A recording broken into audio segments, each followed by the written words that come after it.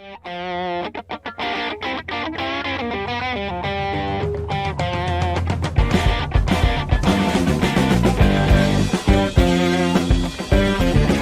welcome to the weekend edition. It is Friday, the May 1st, May Day out there. The day where the Italians walk down the streets and riot and destroy businesses. It's a strange tradition. I don't know. I was a part of it one time. I couldn't quite make sense of it all. Happy Friday, everybody. As is tradition, we have a nice little cocktail, so cheers to everybody out there. Thanks for a great trading week.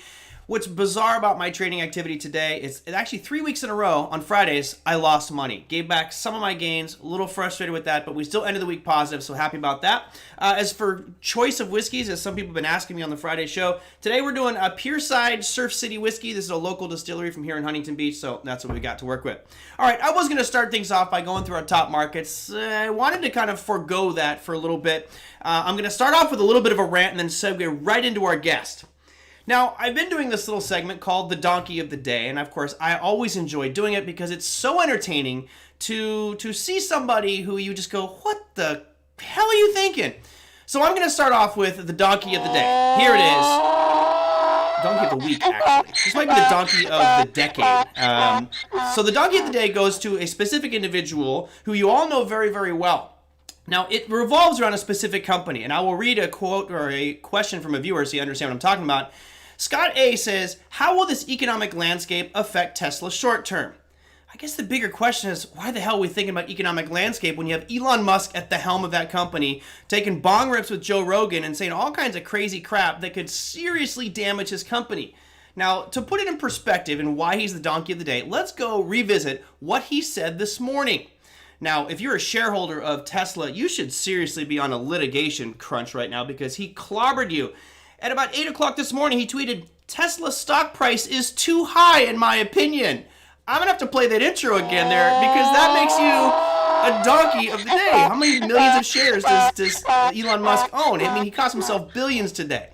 But I'll go further because it really makes you wonder if hallucinogenic drugs are mainstream in today's society or not, because he proceeds to go into, now give people back their freedom. Oh, the land of the free, the home of the brave. Oh, say, does that star spangle yet wave? These are all separate tweets, by the way. And the rocket's red glare, the bomb's bursting in air, and he just keeps going on and on and on until he says his girlfriend's mad at him. This sounds something like I used to do when I got really drunk or high and you like drunk dial your girlfriend in the wee hours of the morning. This is clearly the donkey of the day, and I think that you have to be careful in this market society where we have a president who can issue one tweet and make this market go any direction. Tesla's another one. This guy caused a $60 drop today, and one of my favorite tweets out of all of this was what happened immediately after. I'll do this one last one, and we'll get to Sam here. Check out this tweet. I'm going to zoom in on this one because this just literally I laughed out loud.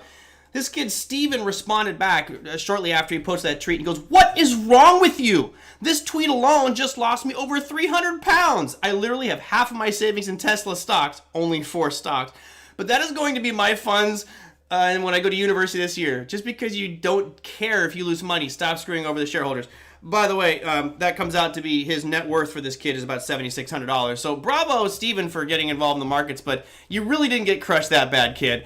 Anyway, this was the donkey of the day, the rant of the day. I'm going to go to my guest here because I'm sure that our guest has some input on this one. We have Sam Evans joining us today. Sam, what do you think? 2 words, cabin fever. That's all I can put it down to, right? I could also put it... I could also put it down to, one word beginning with M and ending with A as well that I know he's a fan of. But my God, what? Yeah. I mean, it's almost like, hold on a minute. Are we actually in an SNL, strip here? Is that, is he a day ahead of his a guest spot on Saturday Night Live? I mean, really? Dude, I've never seen it. I mean, the only explanation I've got is he wants to buy back some of his company stock because he just pushed it into a nice demand area around $700. Yeah. That's right. I don't get it. I mean, wow. I would say the same thing. I think that's probably what happened. And yeah, there's comments coming through saying that he was under investigation for doing this previously. That's when he was the president and CEO. He's removed himself from that now. He's just, I think, the chairman of the board. But still, this is clearly price manipulation. It's something that we got to be really careful with the marketplace. But there's really not much you can do about it. I mean, this one blindsided the people. Now, to be fair, it was already trending down. So I'm going to bring up a full screen chart of Tesla today. I'll put a vertical mark right where you guys see that announcement come out. Put a vertical one right there. And certainly it went from 760 down below, let's see, it went from 760 all the way down to a low of 683. Now, if I pull this up on a daily chart, it still has a long way to go down, but it is absurd to hear somebody say that. I've only heard one other person say that in my lifetime, and that was Steve Ballmer with Microsoft back in 99. He came on TV and he said Microsoft shares are overvalued right now, and it plummeted pretty significantly. So just bizarre stuff. We rarely see this happen in the marketplace, but I guess when we look at it from since today's topic is psychology, Sam, I mean, what would you do? You find yourself long Tesla because you love the company, everything looks great, not the fundamentals maybe, but the company, and then all of a sudden this happens. Does this change your perspective of Tesla because of what he's done? Awesome question. And I think, look, for me, I can speak on my behalf. I've never been ever concerned or sucked in by anything like that, because one, I honestly, Merlin, I don't really read a whole lot of news anyway. I tend to read stuff after the markets close, because I've always found that I perform better when I'm not influenced by anything but price in the charts. And I'm not saying the fundamentals aren't important. And the reason I've done this, people say, well, you could be mad, you could be mad. Well, the thing is, we talked about this many times on the show.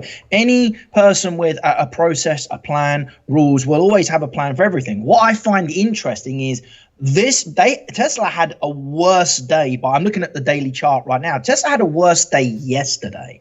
And let's actually take a look at where it hit from. There's a ton of selling activity between around about 860 and 915 bucks on the daily chart that I'm looking at right now. Selling was taking place yesterday. This just fueled it anyway. Right. So for somebody like me, this wouldn't change my long-term opinion on a stock like Tesla.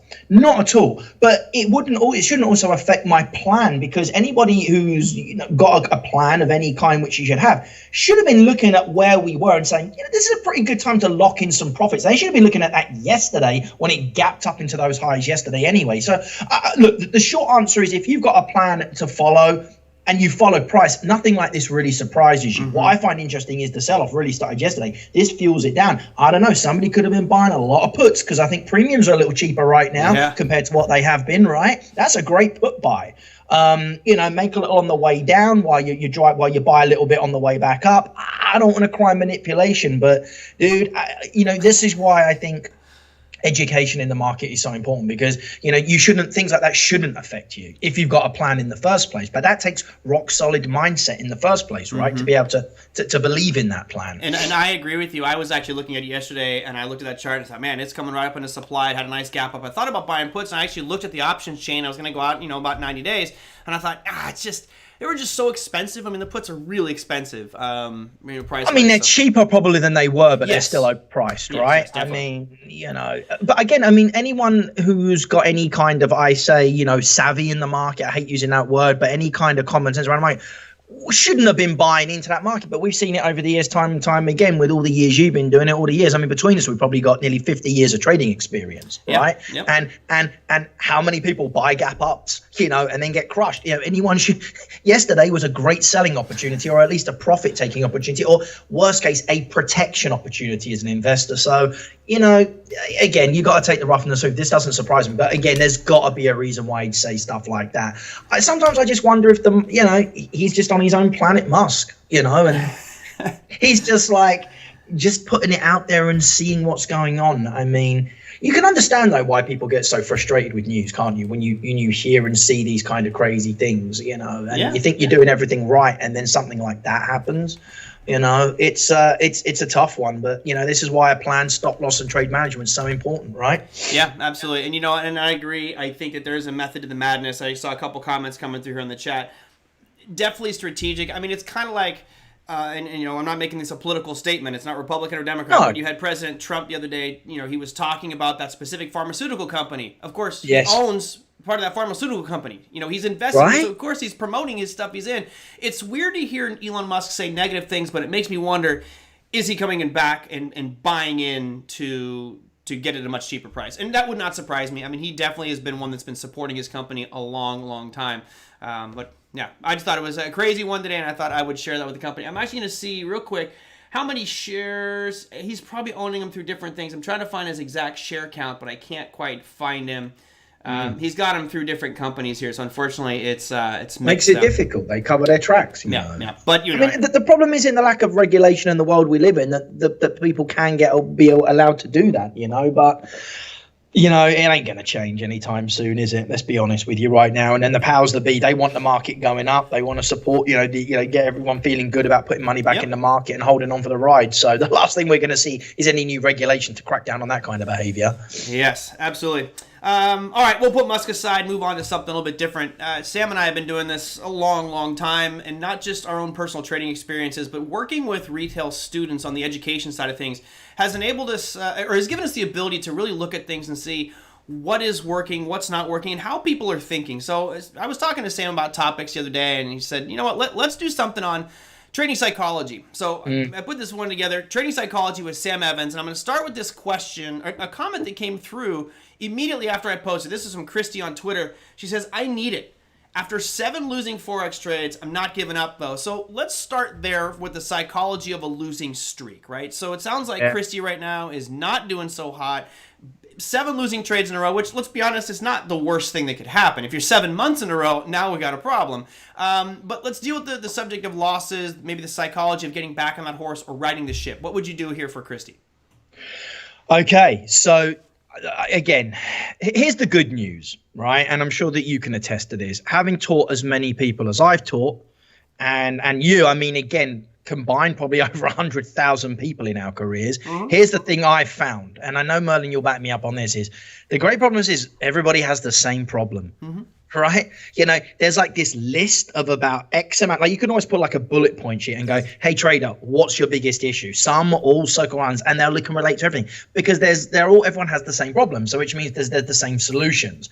And after a while of going through this and hearing these different things, you get to a point where you're like, I can kind of almost smell the problem the minute the question's asked. So, the first thing I'm going to say is what I'm hearing here is one, and again, I don't know, but what I'm guessing is a potential scenario here is that, are you using a strategy that you've thoroughly tested? Are you using a strategy that you've been consistent in your execution with? And the reason why I say this is, for me, anytime I'm developing a new system, I'm going to look for a 30 to 50 sample, okay?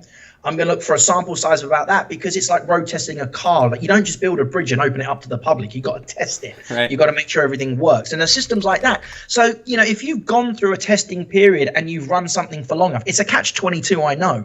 But if you run something for long enough, you're going to expect to have those streaks. It's just coin tosses. It's probability. And, it comes down to most people aren't comfortable with the uncertainty of a trading or investing system. That's what the real issue is. So my first question would be, well, are you using a strategy that's tried and tested? Because if it is a strategy that's tried and tested, suck it up. That's just the way it goes. You're not going to complain when you get 7 wins in a row, right? It's the other thing, and it's the attachment to the loss. That would be my first thing. And I would thoroughly examine, are you jumping from strategy to strategy? Because many people don't stick with one thing long enough to realize what works and what doesn't. Does that make sense? Yeah, absolutely. There's a lot of things we could look at that might be factors for that losing streak as well. One of the more common ones that I saw, and this is particularly true for Online Trading Academy graduates, because you're in the classrooms, especially in the core strategy, you were trading live with real money. So what they did is they gave you a very tight stop loss. For some instructors, they made it 7 cents, some made it 10. I made it 10 because I need a little more wiggle room. But for most of the things you're trading out there, after this elevated bull market rally, you're not trading a 10-cent stop in real life. That's just unreasonable. So you leave with that mindset, 10-cent stop, you're getting stopped out nonstop. So right away, there has to be an analysis of what it is that we're doing to maybe have those 7 losing trades in a row. Now to be fair for Christie, and again, Sam wasn't being condescending or rude. It's the suck it up, it's the attitude that we take out there. It's like, look, we have to just suck it up and move on and find the right opportunity, the right trades, the right setups, and make sure that we don't exacerbate that losing streak. How do you fix that 7 losing trades if there is something wrong? There might not be anything wrong. We've had in the Forex markets this week some pretty volatile moves. If you look at the Aussie dollar, I mean, that's the trend that you've been waiting for. It's just been nothing but down for the past couple of days, and it's beautiful. It's gorgeous.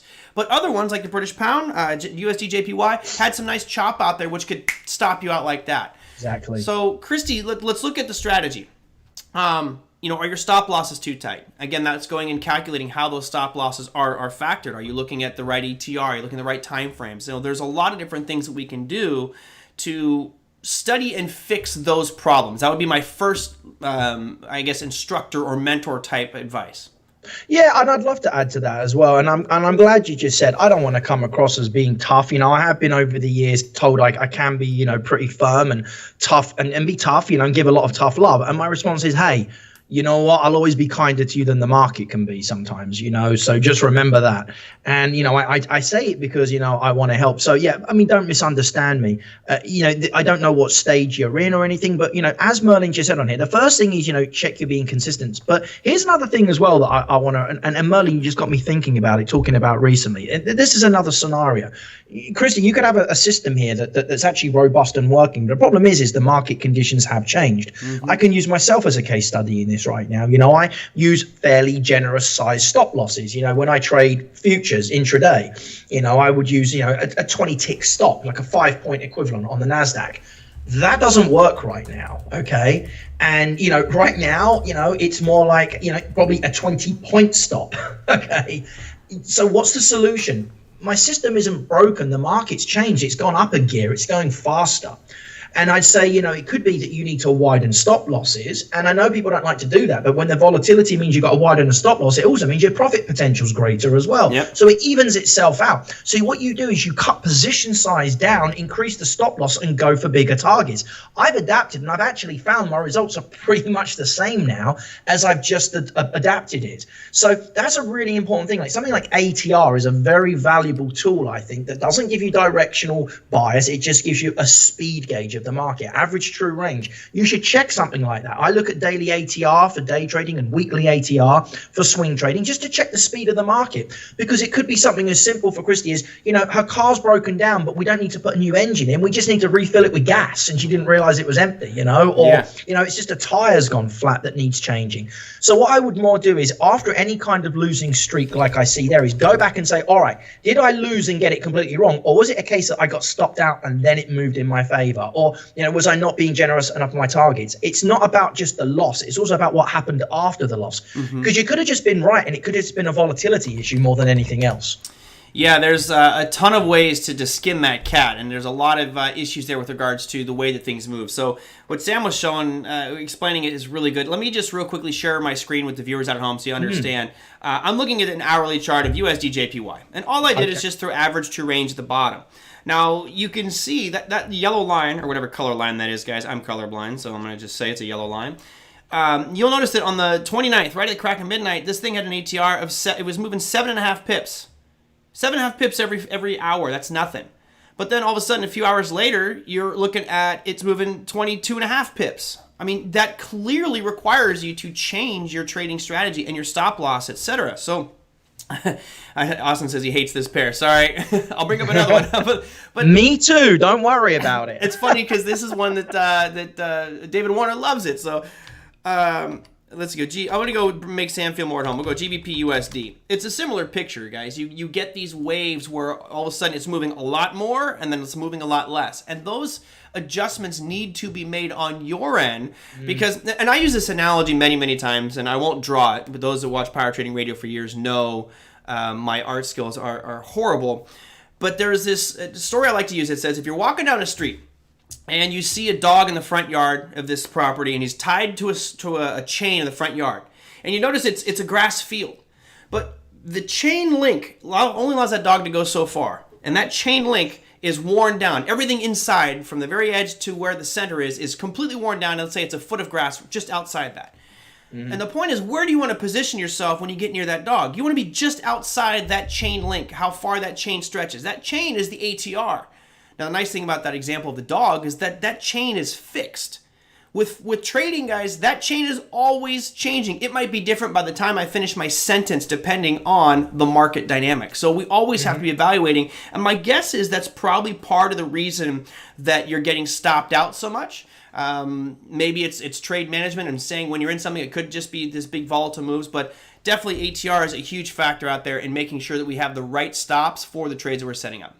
Yeah, it's one of my favorite classic technical analysis tools. I'm not a big fan of all the, of using technical indicators. I'm just a price guy, but I like any tool that helps me evaluate the environment, and that's what I find it. It's a help. It helps my decision support. That's really what it does. So try it out. Absolutely. Real quick, we had a question come in here from, it moved up quick. Where'd it go? Patrick says, can you tell us, Merlin, the settings for ATR? Again, it depends on what your time frame is. Sam was talking about using a little bit higher time frames.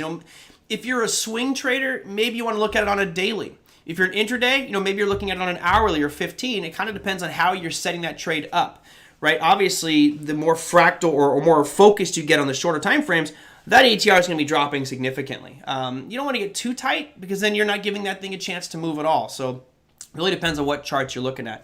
The other piece I wanted to talk about a little bit was, you mentioned something. You had so many good points there. Now I'm like, I'm forgetting all of them. All right, so we've talked about kind of the loss factor here. Do you set any rules for yourself as far as personal circuit breakers where you say, if I lose 10 trades in a row, I stop or anything like that?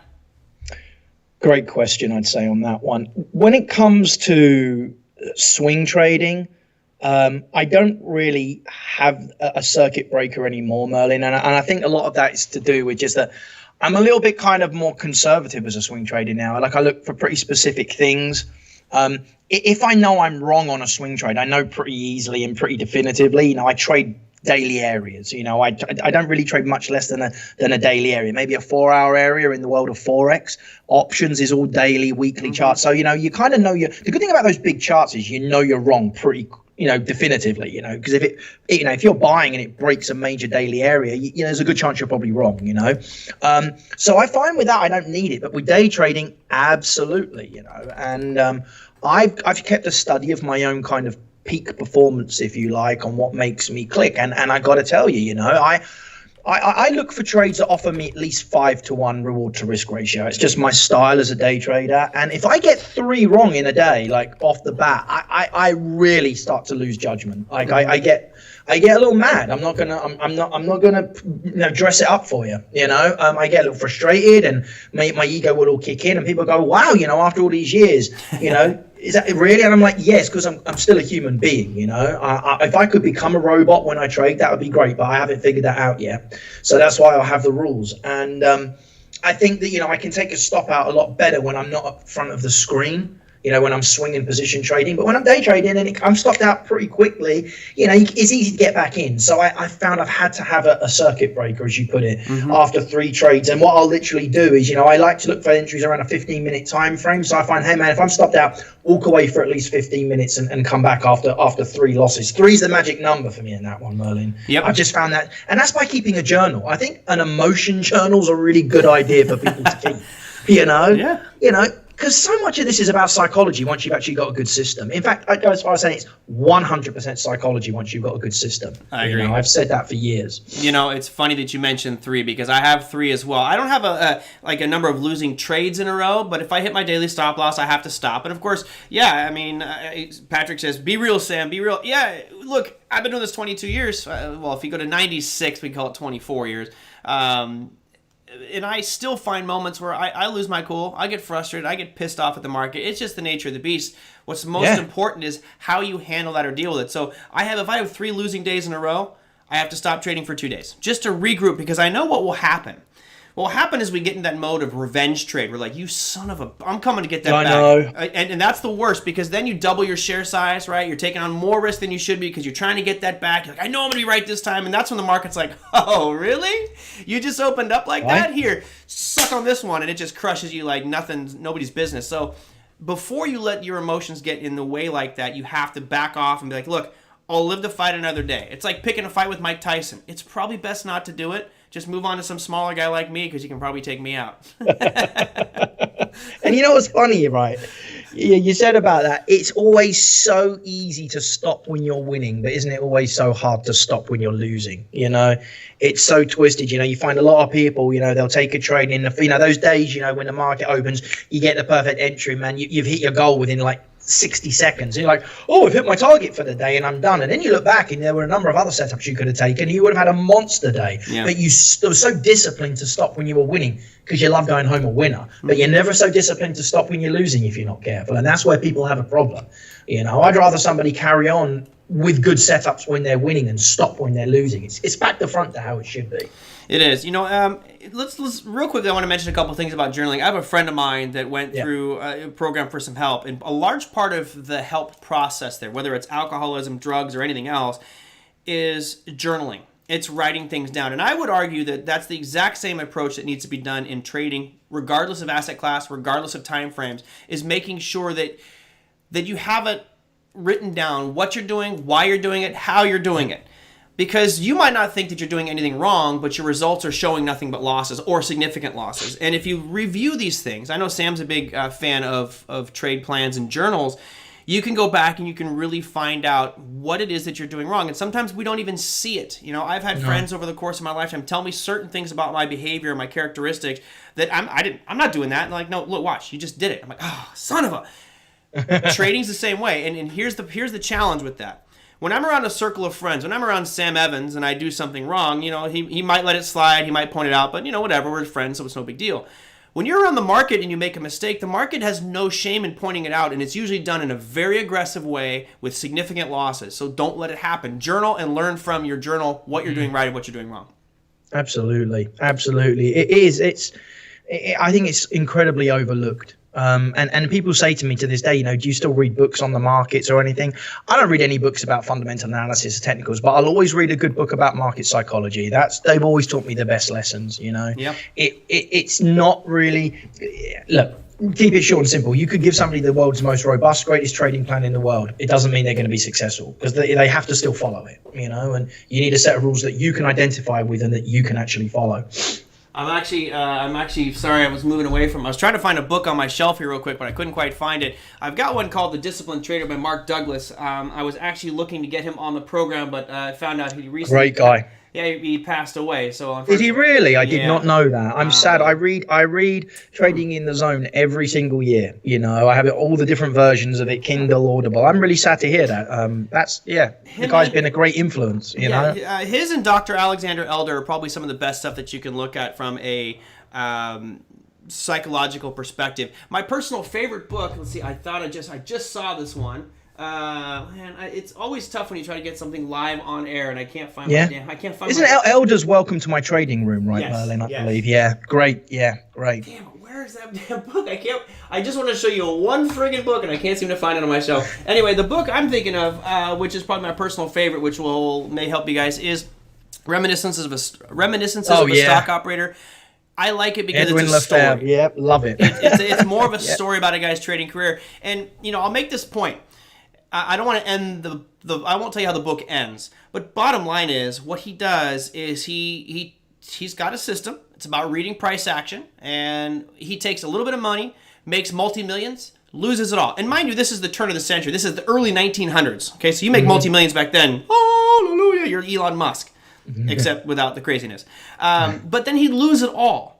Borrow some money, make tens of millions, lose it all. So there's a book out there called The Greatest Trader That Ever Lived, Jesse Livermore. And I contend you cannot call yourself the greatest trader who ever lived or have that moniker if you've blown your account and lost everything multiple times, because it tells me that you haven't learned money management and discipline. So that's my take. It is. And Livermore, I mean, legendary, but you know, it's. Unfortunately, he probably had the greatest results of any trader who ever lived, but unfortunately, he never managed to keep it consistent. It really is incredible. And I would just suggest, I don't want to take up too much time, but Reminiscences of a Stock Operator, one of my students once actually gave me a version of it as a gift that had illustrations in it, lovely hand-drawn illustrations. If you can track that down, it's on my shelf, pride of place. It's a wonderful, wonderful book. I recommend it to everybody too. Yeah, it's a good one. And you know what? I hate to take anything away from authors out there. Of course, when my book finally comes to market, do not use this tactic because I want you to buy my book and support me. What you can do is you can go to, if you go to Google and you type in the name of the book and type in .pdf, there's tons of them out there. I believe that one's so old that it's actually now in public domain, so you need to buy it. But there's a lot of downloads out there that you can get as well. Sam, since we're on the psychology piece, and again, viewers, if you guys have a psychology question you want to ask or answer, send it in right now. I'm watching the chat over here off to my left, so send it on in because I'm not going to have Sam on for too much longer. Let me ask you one that I would want to know when I first started, which is, look, I see you doing this every day. I've seen you in XLTs. I've seen you personally trading, and I love your style and everything. What was your biggest personal obstacle that you had to overcome to get to that point where you are today? Patience. Patience? Patience. Yeah, in front of a screen, you know, the patience to and a couple of reasons. Patience to stick to something long enough to find out that it was robust, right? You know, rather than adapting. Like, I wish I wouldn't have wasted so much time trying out different things. I mean, I know you have to, but you know, it's almost like the answer was in front of me and I didn't realize it for years. You know, it was absolutely crazy. So the patience to be, you know, disciplined enough to you know, stick with something and test it thoroughly, Merlin. And then on top of that as well, that the patience to actually wait for my setups to hit and allow my profits to run to where I had a set of rules that showed me and probabilities that it would work. It's always about you. Patience, it's a gift. The amount of times I've just jumped in without waiting for that ideal entry. And if I'd have just waited for that entry and had the patience for that alone, that one trade, that two trade would have been the difference maker. That's always going to be the number one on my list. And I had to build a system for me that helped encourage me to be patient, you know? I hate to say it, a lot of the pain I've experienced has encouraged me to become more patient. It's like you got to go through the pain to get to the pleasure. It's like the gym, man. You know, I train hard. I'm in this 8-week program, week 7 of 8-week program. It's been hell, but I've had great results with it. And there's been a ton of pain going through it to do it. But the pleasure that you get at the end of it makes it all worthwhile. And trading can be a little bit like that. I hate to say it, but that's why not everybody does it, Merlin. You know? It's if you can be patient, you know, and also allow your trades to work. In fact, in Reminiscences of a Stock Operator, there is a quote where the gentleman says in there, you know, I've met many traders who can both be right at exactly the time that they were best to buy or best to sell, but the problem was they never sat on their hands and let the trade work. They were right at the right time, but they didn't have the patience to sit and wait and allow it to work. It all comes down to patience. It does. You know, it's funny, and timing and making sure you're right. One of my mentors along the way, old guy to Chicago, says, if there was a cemetery full of dead traders, and of course he's talking figuratively or financially dead traders, they would be chocked full. That whole cemetery would be packed with people who were absolutely right. They were just right too early. Because they jumped in too early, thought that their opinion was going to happen, and by the time it got to where they thought it was going to go, they'd already blown out of their position. So that's a big one for me. I was showing you Reminiscence of a Stock Operator. Let's see, there was a question that came in. Oh man! Now that I moved it past where we were, where was that comment that came in? Boy, I was right there. Are there any psychologists that deal with traders? Yes, there was one. I don't want to mention her name because I'm not a big fan. I feel like she was really kind of showboating and inflating. There is Dr. Woody Johnson, who I will have on the program here, hopefully in the future. I had the privilege of working with him over the years at Online Trading Academy. Not only does he have the most amazing voice ever, like he's so soothing to hear him talk. He almost feels sleepy. But his views on psychology and what he teaches, he's got a book called Mastering the Mental Game, and he's got a course with Online Trading Academy called Mastering the Mental Game as well. But yes, he does work with traders individually, and you know, once you understand the inner demons that you all have and try to address those and fix those, trading becomes a lot easier. Mine, Sam says his was patience. Mine was ego. I came out of college thinking I could pin the ears back to anybody out there, and I got my butt handed to me nonstop. And I finally realized, look, I'm no better than anybody. I just, actually, I'm worse than everybody because I'm not following rules and I didn't have a plan. So, to me, those are pretty important pieces for success. See if there's any other questions I got coming through here. Any others? I got the psychologist question. There's a bunch coming through here. Sorry, guys, if I didn't get to all of This is the beauty of live broadcasting. This is what I love. It is. No pre-records here, man. No. When I screw up, I screw up. Dave Stewart says, no, he puts me to sleep. Right? Well, hey, you know, at least he can use his resources to help with that sleep thing. I have insomnia, so maybe I should use it. But he's got a lot of really good mantras. And there's one that I like. It's T plus E plus B equals R. If I ever got a tattoo, it would probably be that. Thoughts plus emotions plus behavior equals results. And to me, trading, that is the formula for success in it. It's how you think about it. Thoughts plus T plus emotions, how you control those emotions. The behavioral patterns you do, of course, the strategy is easy. Once you follow a strategy, it's easy to figure out to follow that plan. It's the brain stuff that becomes much more challenging for us. Sam, what are you up to nowadays? I remember last time you talked about maybe some nice announcements or anything special you want to share with our viewers out today? So I don't want to let any cats out of the bag. Totally up to you. Yeah, I mean, I have two very large projects on the go at the moment. One is in a very, it's in a pretty, critical stage of funding and everything in the business to business world, which I'm super excited about putting my skills to use in there. So that will definitely have to be more coming soon on that. But also, I've been consulting and working in the educational world as well. So I'm involved with a brand new company as well that's going to be launching in a couple of weeks too. And bringing my flavor to it, working with a great team with some very unique perspectives on the options market as well. This isn't Sam Evans, this is more, hey man, I've come in and I know how to teach, and I've seen some really great stuff that I wanted to work alongside as well. So I've been working all of that. I see myself as more of kind of an overseer, if you like, making sure the students are, getting the information the right way and everything. So that will be coming soon. The company's called Stockability. And so that's going to be out very, very soon as well. We were actually working on some last things with the website, but it's a great thing, and I've great team, and I'd love you to. I'll bring my guy on the show at some point with you as well. I've partnered up with on that as well. Definitely. So, is there a way for people to get in touch with you? Do you an email? You a Twitter guy? I mean, like I say, I didn't want to put anything out there, until it wasn't ready. But I've already been getting questions and things about it. So actually, I'm more than happy for people to email me about it as well, and go from there. So I actually do have an email. It's Sam E. Very easy. It's SAME, S-A-M-E. Yeah. Sam E at stockability.com. That's what it is. Sam E at stockability.com. All right. I'm actually hopefully typed it in here, and it should pop up on the screen as soon as I unhide it. Sam, yeah. Same at stockability.com. STOCKABILITY, correct? Stockability. There you go. Exactly. Gotta love doing stuff on the fly. This is what we do, right? It's all there, it comes up. I mean, you'll see a coming soon banner on there. If you actually go to stockability.com, is a registered trademark on the company as well. So it's all there. The coming soon, but you can either go there but the best case, if anyone's listening right now and they want to find out a bit more about it, just drop me a line on that email. Sounds good.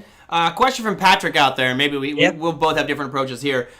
He says, if you spot yourself doing something that you're not supposed to do or shouldn't be doing, what do? Step away and do some push-ups?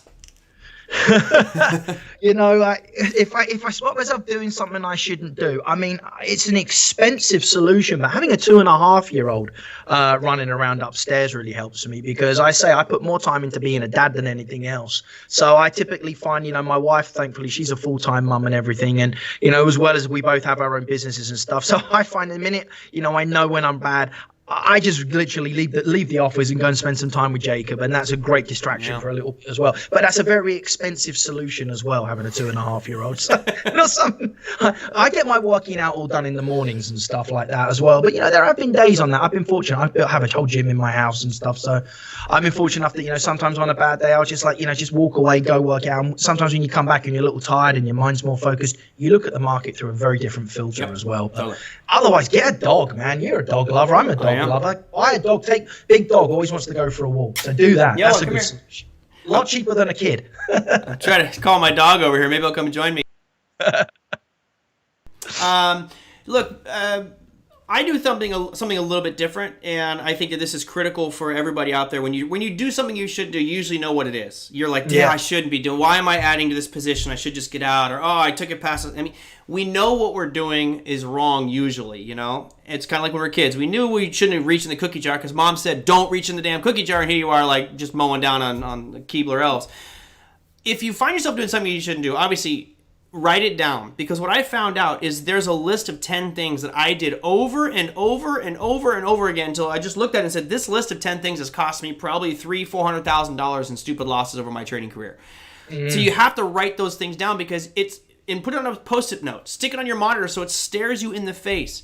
The other thing is, every one of you, in order to preserve your trading life and be successful for the long run, you should all have a cutoff, a number where at the end of the day, you say, if I lose this much, I'm walking away, I'm just going to get up and move on. Mine happened to me about 8:30 this morning. I hit a stop loss and was like, I was pissed off, man. I did not want to lose today. I wanted to have a great winning Friday. I lost on Monday. I made money on Tuesday, Wednesday, Thursday. I did really well. And then all of a sudden, I gave back a nice chunk of it today. And it really pissed me off. But you know what? I put a stop loss. I stuck to it, lost a bit of capital. And I haven't looked at, I've looked at charts, but I've been doing it in Sim because I didn't want to have the urge to go and trade live again. Because it will pull you in like the slot machine. You're sitting there watching your buddy play poker after you've lost all your money in Vegas. And you're like, I'm going to go hit the ATM real quick. No, stop. Don't do it. Don't do it. Put it in the simulator, watch it, or turn it off and go do something else. As soon as the show's done, I go for my daily hike with my dog around Back Bay. But you all need an escape away from the market, and it will suck you back in and make you try to make that money back if you don't have an escape. You know what, Merlin? Somehow I think that's great. I'm fortunate. I live on a state park, so getting out's a really good thing. I got like one of those electric scooters that I ride around my development on, which is good fun. But I'm a proper nerd, as you know. You see the background, but I'm a video gamer and I got a guitar and stuff. And like I've been known to literally just say, I'm done, and I just shut the computer down for a bit and I go play PlayStation for an hour. That's the nice thing about being a trader. You have a lot more time to do those kind of things. And sometimes that's the best brain reset you can ever get. So, yeah, get a hobby, man. Get a hobby. That's a good thing, because I think people lose sight of why they want to trade. Surely the idea to trade is it's not about the money. It's never been about the money for me. It's been about what can it do for my life? Give me more time, give me more flexibility, give me more independence. And most of the people I've met over the years, they just want a better quality of life. If trading can give you more time, then use that time. But also use the time wisely, You don't have to be in front of a screen 9 hours a day. I've got my son here on screen. He wanted to come say hi. He's like, hey, there you go.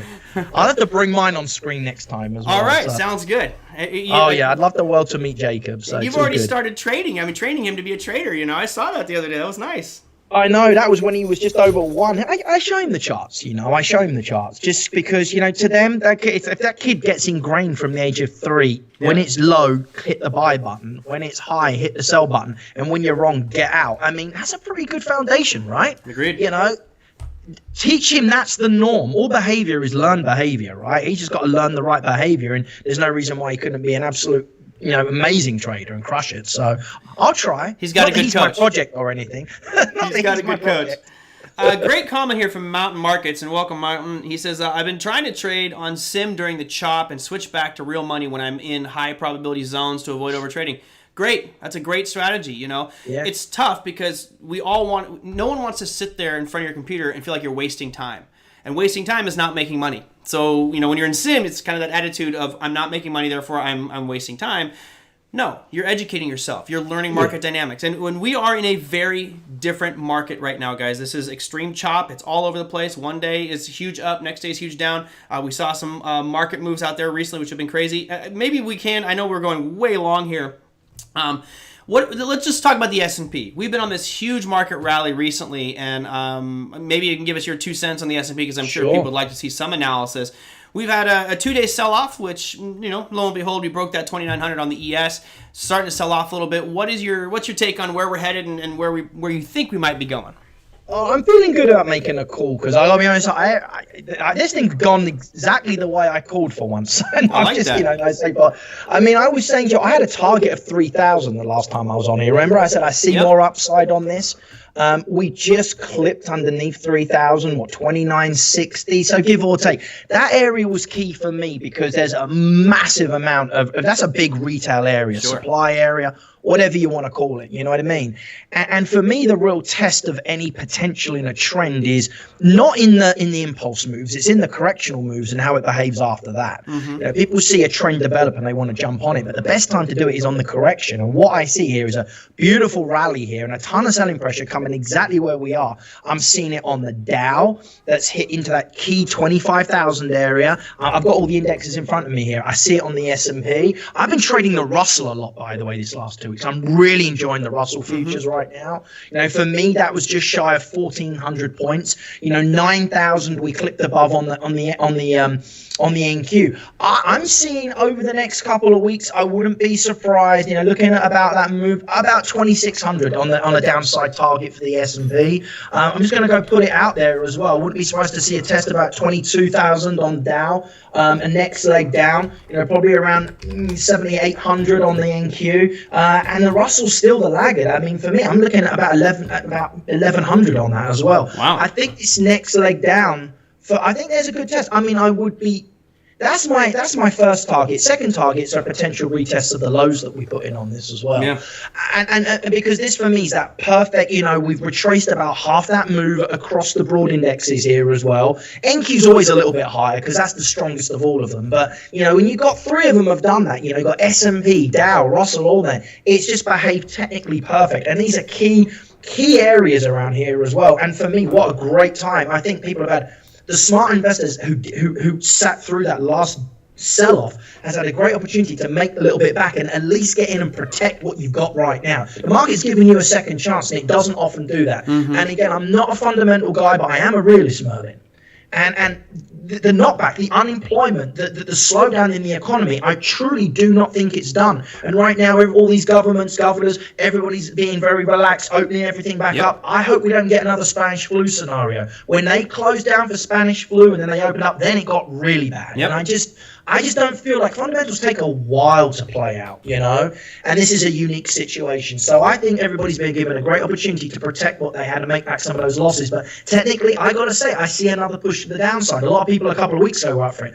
I wasn't. I was expecting a rally. Now I'm seeing an opportunity for a sell because, like you, I've been taught to sell the rallies, not when they're going down, but sell them when they rally back up. Well, I'm putting it out there, dude. I'm with you. It's hard because you look at this chart and it just screams of bullishness. But I put this last little measurement on there. Right now on the S&P, as of close today, from the peak, we're down about 16.75%. And to see a global economy come to an absolute standstill, not just America, guys, a global economy come to an absolute standstill, and we still don't have any idea what's going to happen when we can all go out to be normal.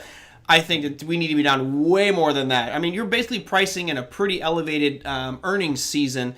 Now we've already had all of the FANG stocks. You've had Facebook, Amazon, Google, Netflix, Microsoft, all report earnings, and those are the ones that have been pulling this market up, and they didn't do so well. So when the other 495 stocks in the S&P start to report earnings, and they miss because they're not the online ones, then I think we'll start to have some problems. So it's going to be an interesting ride. I agree with Sam. I think we're going to get that other leg down. I agree with Sam Evans, so we're going to have another leg down, not with Sam Seiden that was the low put in on the 23rd. Oh, well, listen, It could be. I've never been afraid to put it out there. Never. And I never will be. These people are like wishy-washy. Oh, it might do this in my day. The market can always might do something. Do you know what I mean? Yep. Again, this is not about, you've got to just accept. You've got to make a call on it. That's what stop losses are for, right? Every time you click a button, it's just, to me, I don't say, and look, earnings just come out, Well, guess what? What about, we don't know what the next 3 months is going to be like, right? Everything's slowed down. So, hey, man, we'll see. And you know what? In all honesty, I hope I'm wrong. Because it's going to affect a lot of people. I don't want to be right on it. I'm just saying what I'm saying. Everyone's starting to get comfortable, and it's the minute you get comfortable when the real bang, the slap happens. Yep, absolutely. That dog on the chain you talked about. You don't want to get too close if the chain's rusty, and I see a very rusty chain right now on that there, with a big vicious dog at the end of it. Heck, I see a bear at the end of it on that chain. So that's how I'm looking at it, Merlin. I believe it was. Someone's going to correct me on this one. It was either Allison Chain. I believe it's Break the Rusty Cage, not Rusty Chain, but Allison Chain's had a song called Break the Rusty Cage. Anyway, yeah, I agree. That chain's getting weaker and weaker. That dog keeps snarling and snarling. So, Sam, thanks so much for coming on. I know we went longer than I wanted to, but I think the viewers are probably happy with that. Guys, if you like Sam Evans, give me a thumbs up out there. I see we got 82 people watching right now, and only 21 give thumbs up. You got to like what Sam's talking about today. If you want to get in touch with Sam, I will put his contact on you. It's SAME, so same at stockability.com if you want to get in touch with Sam. He's also got a Twitter feed out there, which he's pretty active on Twitter, so I encourage you to check that one out. Sam, thank you so much for coming on. I hope you and your family have a fantastic weekend out there. Be safe, my friend. Likewise, thank you, and I'll see you in a few weeks. Have a great weekend. Thanks everybody for listening. Cheers. Cheers. All right, guys, that was Sam Evans giving us some insights into the markets. My audio is going to spike up here, so I need to really quickly dial this one back down. All right, I think I'm back to normal level. Sorry about that little pop there. For some reason, my as soon as Skype calls end, my audio goes parabolic. I don't quite get it, but that's just the way that things are here for the show. Anyway, hope you enjoyed that. I want to do more with psychology. I think I'll probably do a lot more with psychology going forward simply because it was the biggest challenge for me to overcome. I think it's going to be a challenge for many of you to overcome, or has been a challenge for many of you to overcome. There was a question about books. I held up Reminiscence of a Stock Operator. That's the book by Edwin Lefebvre. It's really a book about Jesse Livermore, who's heralded as one of the greatest traders of all time. It's a great story. It's got a lot of stuff that I just really love storytelling. My shelf over here, I showed you guys this the other day. I'll torch you with the camera moving, but this bookshelf here is just full of books that I don't really care to read. Most of them are just boring and dry, blah, blah, blah, technical stuff, which I learned technical analysis by getting in there and doing charts. The other book, which I would encourage you guys all to get. I'm hoping to have Jeffrey Hirsch on the program. It's not necessarily this one. This is the Commodities Traders Almanac, but there's the Stock Traders Almanac. I think that if you're a guy or a trader, it's one of the best books out there. There's so many little golden nuggets about seasonality, about rates of return, about asset classes. I think it's an awesome one that you should get. They redo it every year, but you can probably just buy one and be happy with it. I'm not looking at it for the calendar stuff. I'm looking at it mainly, it'll say from June 15th to, September 6th, this is the rate of return for soybeans historically. Oh, wow, that's really interesting. So I think that's a great book as well. There's a lot of stuff out there. That is... You guys got to see my samurai? I make costumes, so that is a samurai that is made out of garbage cans. I made that one years ago. So it's a fully authentic samurai. I studied from a historical website all the different types of sewing and stitching to go into traditional samurai armor. So I made that one out of garbage cans and leather and everything. Actually, over here, which I can't extend the camera to show you, is a full-on battle knight that I made out of foam floor mats. Yeah, that was an interesting one as well. All right.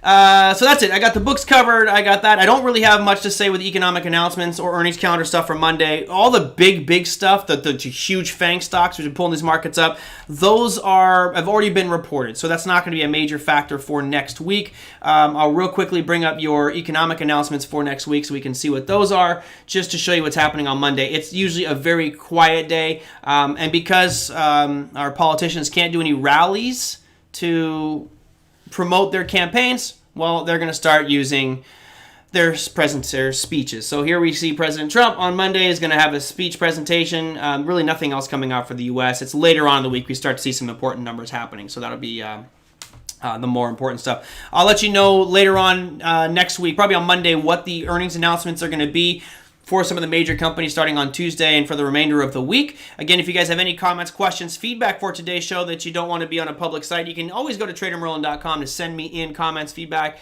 and also to, just maybe suggest a specific guest on the show, whatever. If you, Jan, am I boring you, Big M? I'm sorry, bud.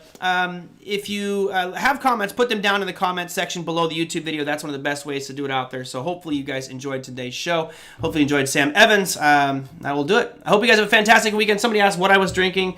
Today is Surf City, Pierside Surf City. It's just a bourbon. Just a standard, simple little bourbon. No big deal. Anyway, guys, have a fantastic weekend. I hope you all have a great one, and I will see you on Monday. Take care, everybody.